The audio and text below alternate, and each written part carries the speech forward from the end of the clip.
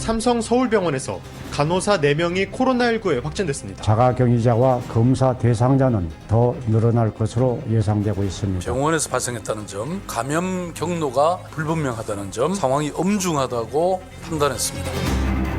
오늘 고3들이 첫 등교하는 날인데 첫 뉴스가 확진자 뉴스입니다. 그것도 우리나라 대형 병원 빅5 중에 하나인 삼성 서울병원에서 확진자가 나온 거죠. 수술실에 근무하는 간호사 4명입니다. 근데 이번 감염에 더 긴장하는 이유는요. 첫째는 병원이기 때문이죠. 건강에 취약한 환자들이 다수 있는 곳에서 코로나가 전파가 되면 이건 심각합니다. 우리 메르스 때를 기억하잖아요. 두 번째, 간호사들이 대체 어디서 감염됐는지 알 수가 없다는 겁니다. 심지어 4명 중에 누가 먼저 걸린 건지도 아직 모릅니다. 누가 누구에게 옮긴 건지도 모르는 상황. 이러다 보니까 서울시에서도 상황을 상당히 엄중하게 보고 있는데요. 박원순 서울시장 바로 연결해 보겠습니다. 박원순 시장님 나와 계세요. 네, 안녕하세요. 예. 반갑습니다. 어제까지는 확진자가 4명이었는데 밤사이에 추가된 확진자가 있습니까? 추가로 확진된 사람은 없습니다. 예. 아까 말씀하신 총 4명이 지금 확진되어 있고요. 예. 좀 더 자세히 말씀드리면 그동안 확진자와 접촉한 의료인 88명, 네. 환자 25명, 보호자 8명, 총 121명 중에서 네. 대부분이 116명이 이미 검사를 받았는데요. 추가 양성은 없습니다. 접촉자가 4명의 간호사와 접촉한 병원 내의 사람이 121명이고 그중에 116명은 이미 검사 결과까지 받아든 거예요? 그렇습니다. 근데 음성 예. 나왔습니까? 네네네. 예, 그러면은 5명 남은 거네요. 아직 검사 안 받으신 분이? 지금 그러니까 양성이 지금 안 나왔고 네. 116명이 검사를 받았는데 예. 음성이 82명, 나머지 31명이 검사를 기다리고 있습니다. 결과를 기다리고 있고. 그리고 의료진과 그 범위를 저희들이 포괄적으로 넓혀서 네. 총 828명에 대한 검사를 대부분 마친 상황인데요. 아마 이제 오늘 오전 중으로 결과가 또 많이 나올 것 같습니다. 그러니까 121명이 아마 이제 직접 접촉을 한 분들일 거고 또 그분들과 접촉한 다른 분들까지 하면은 굉장히 수가 많아지는데 혹시 그분들 중에 뭐 검사 결과 검사를 받지는 않았지만 저 증상이 있어요 이렇게 호소하는 분은 있습니까? 의심 사례? 뭐 지금 그런 사례는 없고요. 예. 어쨌든 저희들은 이게 이제 가능하면 우리가 흔히 이제 말로 이 포위망을 넓혀라. 예. 왜냐하면 이게 뭐 어디로 튈지 만에 하나 있을 수 있기 때문에 그렇죠. 아까 말씀드린 이게 저희들이 이제 CCTV나 이런 걸 통해서 다 확인해서 121명의 접촉자가 있는 걸로 파악됐지만 네. 그래도 이 병원 내에 그 당시에 근무했던 이 포괄적 범위 안에 있는 828명까지 검사를 대부분 마쳤는데 예. 아직은 뭐 그렇게 확진자가 더 이상 나온 상태는 아닙니다. 828명 가운데 검사 결과는 안 나왔지만 저 증상 있어요 하는 분도 없고요. 네네. 알겠습니다. 참 거기까지는 일단 다행입니다. 네네. 근데 빨리 이 간호사들이 어디서 옮았는가를 찾는 것도 중요하고 또 이분들이 지금 4명 중에 2분은 심지어 무증상이잖아요, 여전히. 네네. 이분들이 감염된 후에 모르고 어디를 다녔는가 감염 후 동선도 중요할 텐데요, 시장님. 네네. 우선 도대체 어디서 감염됐는가 그 부분은 네. 아직도 오리무중이에요. 그렇습니다. 지금 이제 이번 코로나19 방역의 가장 큰 어려움은 무증상 감염입니다. 예. 그러니까 이게 이른바 조용한 전파자들이라고 이렇게 표현하는데요. 그렇죠. 뭐 이 사람들 때문에 감염 폭발로 이어질 수 있습니다. 네. 특히 이태원 클럽발 확진자도 37% 정도가 무증상 확진자였고요. 예. 이번 그 말씀하신 것처럼 삼성 서울병원 사례도 확진자 4명 중에 2명이 무증상이거든요. 결과를 받아든 지금도 무증상이에요, 그분들. 네, 아직 예. 저희들이 그런 상태고요. 예. 그다음에 그 실제로 이분들의 감염 경로도 첫 확진자가 네. 불분명하기 때문에 저희들이 여러 가지로 다각도로 조사를 하고 있습니다. 예를 들어서 이 첫 번째 확진자인 간호사의 경우 네. 이태원 클럽을 방문한 적도 없고 또 해외 방문 이력도 없는 것으로 파악이 됐습니다. 가족이나 지인 중에 확진자도 없고요. 없습니다. 없고. 어머니와 지인도 진단검사 다 실시했는데 모두 음성 판정 받았고, 그래서 아무튼 이 감염 경로를 저희들이 확진자 동선 내에 예. CCTV를 전부 확보해서 예. 병원 내부 또는 외부 시설에서 동선을 정밀하게 지금 조사하고 있습니다. 그 첫 확진자가 4명 중에 첫 감염자라고 볼 수는 없잖아요. 확진을 처음 받았다고 해서 그 사람이 4명, 그렇습니다. 3명한테 옮겼다고 예. 볼 수 없는 상황인데 그럼 네네. 네 분 모두 이태원에 간 적이 없답니까? 지금 예 그렇습니다. 아, 네 분. 그래서 계속 경로를 저희들이 파악하고 있는 중입니다. 네. 그러면은 병원 밖이 아니라 혹시 병원 내부에서 감염됐을 가능성도 열어두고 계세요? 지금 아직은 뭐라고 말씀드리기는 어렵고요. 현재까지는 아직 경로를 파악할 수 없지만 말씀드린 것처럼 그 확진자들의 이 경로를 네. 접촉 경로를 계속 지금 저희들이 물론이죠. 찾고 역학 조사를 계시는데. 하고 있는 중입니다. 다 열어놓고 찾고 계시는 거죠? 그렇습니다. 다 열어놓고. 근데 네. 이제 다 열어놓고 찾는 가운데 만약이라도 병원 내에서 누군가에게 감염이 된 거면 문제가 훨씬 더 심각해지는 거죠. 뭐 메르스 때 경험도 있으십니다만. 네, 그런데 뭐 저희들은 일단 그 아까도 말씀드린 것처럼 이 동선에 나오는 접촉자뿐만 아니라 네. 병원에 그 당시 있었던 대부분의 사람들을 저희들이 네. 이렇게 이 조사를 하고 있기 때문에 이런 검사를 받게 되면 뭐 그 중에서 어쨌든 양성 확진자가 나오면 네, 네. 뭐 그 안에서 이 감염 경로가 확인이 되는 것이고요. 만약에 또 안 된다면 아까도 말씀드린 것처럼 이 지금 이태원의 경우에도 예, 예. 첫 번째 그 확진 환자는 경로가 그 당시 불분명했거든요. 그렇죠. 그러고도 우리가 전수 조사를 하는 바람에 사실 이렇게 잦아들게 만들었던 경험이 있기 때문에 네. 그거보다는 약간은 더 제한된 곳이기 때문에 예. 뭐 그 부분은 저희들이 충분히 잡을 수 있다 이렇게 생각합니다. 그 간호사분들은 수술실에서만 근무하시는 분들이셨어요? 네 분 다? 네네 그렇습니다. 그런데 다행히 예, 예. 그 수술실의 엄합 이 병동이었기 때문에 예. 네 지금 그 환자들이라든지 오갔던 의사라든지 이런 분들이 아직은 양성이 나오지 않고 있습니다. 제한적인 접촉이 있었겠군요. 병원에서도 어떤 일을 하느냐에 따라서 얼마나 접촉 이 활동 동선이 넓으냐 좁으냐가 정해지던데 다행히 이분들은 좀 좁은 편. 예, 아주 굉장히 전문가이시네요. 저희들이 보면 예컨대 이송 요원이라고 예. 카트 몰고 왜 저 환자들 이렇게 옮기는 이송을 시키는 계시죠. 분들이라든지 또 간병인 같이 이 병원 저 병원 옮겨 다니는 분들이 계시거든요. 음. 뭐 그런 분들이 확진이 되면 저희들이 굉장히 비상 상황이 걸립니다. 여러 병원에 다 그렇죠. 옮길 수 있기 때문에. 그렇죠. 예. 네네. 그런 경우에 비하면 그래도 조금 파악하기가 낫다는 말씀. 그렇습니다. 네네. 그 병원 감염하면 우리가 떠오르는 게 메르스 때인데 그때 삼성서울병원에서만 85명 감염자가 나왔어요. 그 당시에도 박원순 시장님이 이제 진두지휘를 하지 않았습니까? 네네. 그때 상황하고 이번 상황하고 비교하면 어떤가요?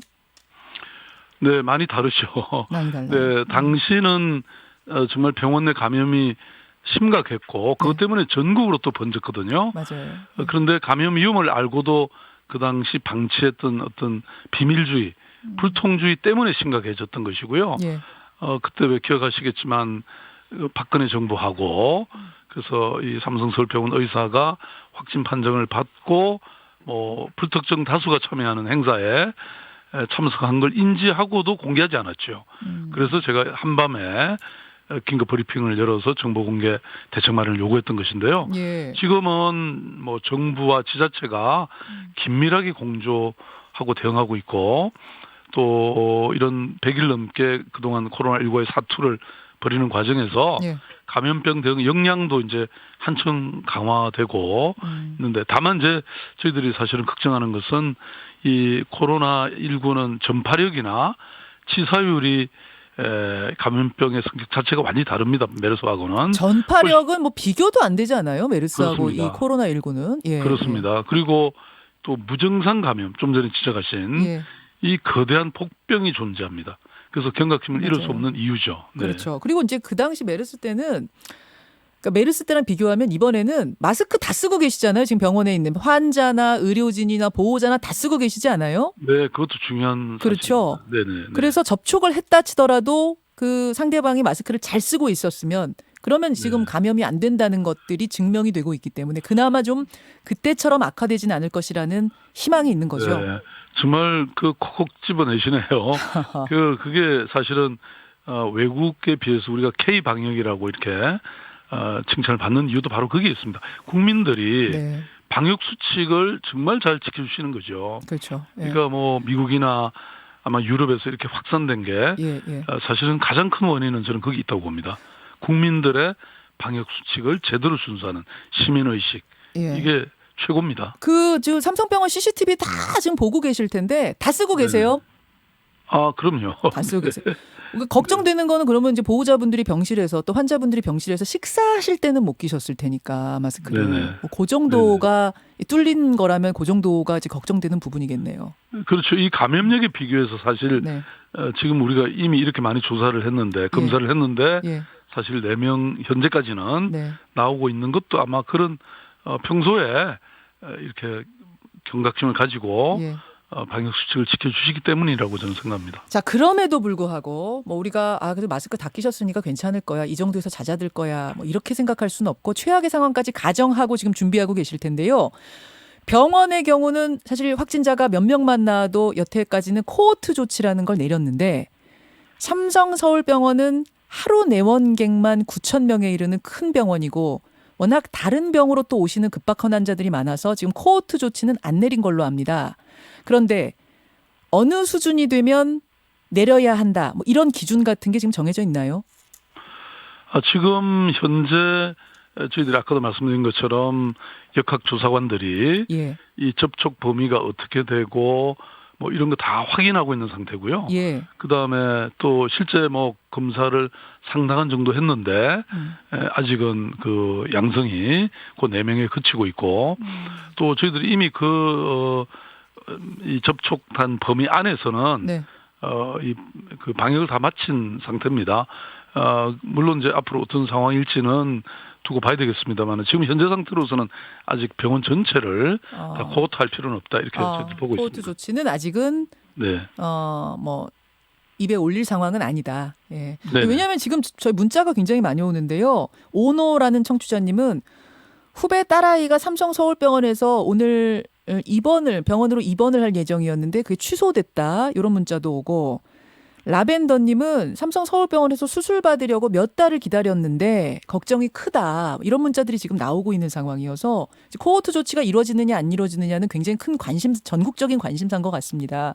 근데 지금까지는 코호트 조치 생각하지 않고 있다. 그 정도 수준 아니다. 네, 저는 언제나 과잉 대응이 넉장 대응보다는 낫다. 예. 그래서 선제적으로 모든 조치를 취해야 된다고 생각하는데요. 예. 네, 그런데 지금은 아무튼 아까도 말씀드린 것처럼 저희들이 역학조사를 다 하고 또 뭐 좀 과도할 정도로 지금 검사도 하고 있고 과하게 하고 있다. 그렇기 때문에 예, 그런데 어쨌든 그만큼 저희들이 심각하게는 보지 않고 있습니다. 근데 간호사분들은 마스크를 정말 철저하게 끼시는 분들인데 어떻게 네 분이 누군가가 누구한테 어떻게 옮겼죠? 어떻게 네 분이 그거는 같이 계속 근무하고 있는 사람들이기 때문에 같이 밥도 먹고 했을 네네, 거기 때문에. 네네, 네.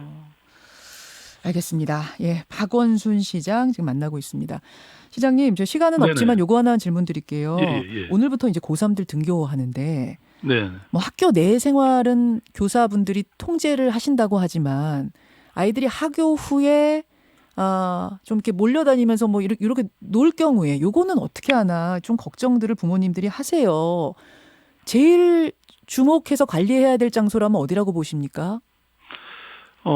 지금 뭐 학원 같은 경우에도 저희들이 이런 영어 유치원, SAT 학원, 대형 학원 이런 1212개소 예. 학원을 이 방역 지침을 주고 그게 제대로 지키고 있는지 예. 저희들이 계속 점검하고 있고요. 예. 만약 이런 거 이행하지 않으면 집합금지 명령이라든지 이런 강력한 조치를 취할 예정이고 그다음에 이제 이게 등교할 때 이제 나이스라고 하는 온라인 시스템이 있습니다. 예. 여기에 이제 자가 문진표를 작성해 보고 그게 만약에 의심 증상이 있는지 스스로 체크하는 사전 스크리닝 절차가 있습니다. 예. 여기 만약에 의심 증상이 체크가 되면 바로 등교 중지 판정을 받고 그러면 선별진료소로 가서 바로 검사받을 수 있도록 그렇게 조치하고 있고요. 근데 시장님 잠시만 죄송합니다. 네네. 중간에 네네. 말씀을 좀 네네. 끊어서 지금 네네. 시간 관계상 요거 하나 좀 꼭 여쭈고 싶어서요. 네. 학교나 학원은 그래도 선생님들이 관리를 하시지만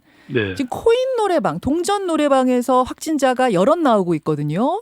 이 특성상 마스크 벗고 마이크 대고 노래 부르는 거라 요런 것에 대한 집중 점검이라든지 혹은 문제가 발생하면 뭐 집합 명령 금지까지 이런 건 고려하고 계세요?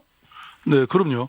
지금 이른바 이제 2차, 3차, 4차 감염까지 오고 있지 않습니까? 예. 이른바 저희들은 이제 N차 감염 위험군으로 이렇게 분류를 하고 있는데요. 예. 노래방, PC방도 철저하게 저희들이 점검하고 있습니다. 그리고 뭐 이미 저희들이 유흥업소는 전부 집합금지 명령을 이미 내린 그렇죠. 상태고요. 유흥주점은 그렇고. 그리고 단란주점이라든지 유사 유흥업소, 예. 그다음에 이제 주로 이 젊은 청년들이 많이 가는 노래방, PC방 이게 전부 저희들이 철저하게 위험군으로 이미 분류하고 예. 계속 감독하고 있습니다. 코인 노래방은 정말 아이들이 많이 요즘 오락을 즐기는 아주 보편화된 곳이라서 여기에 네네. 대한 어떤 관리 감독 집중적으로 이 모니터가 필요할 것 같습니다. 네, 그렇습니다. 알겠습니다. 여기까지 말씀 네, 듣도록 하죠. 고맙습니다. 감사합니다. 예, 네네. 박원순 서울시장이었습니다. 김현정의 뉴스쇼는 청취자 여러분의 참여로 이루어집니다. 트위터, 페이스북, 레인보우 게시판, 그리고 단문 50원, 장문 100원의 유료 문자 샵 1212, 우물정 1212 통해 참여하실 수 있습니다. 김현정의 뉴스쇼, 여러분과 함께 만듭니다.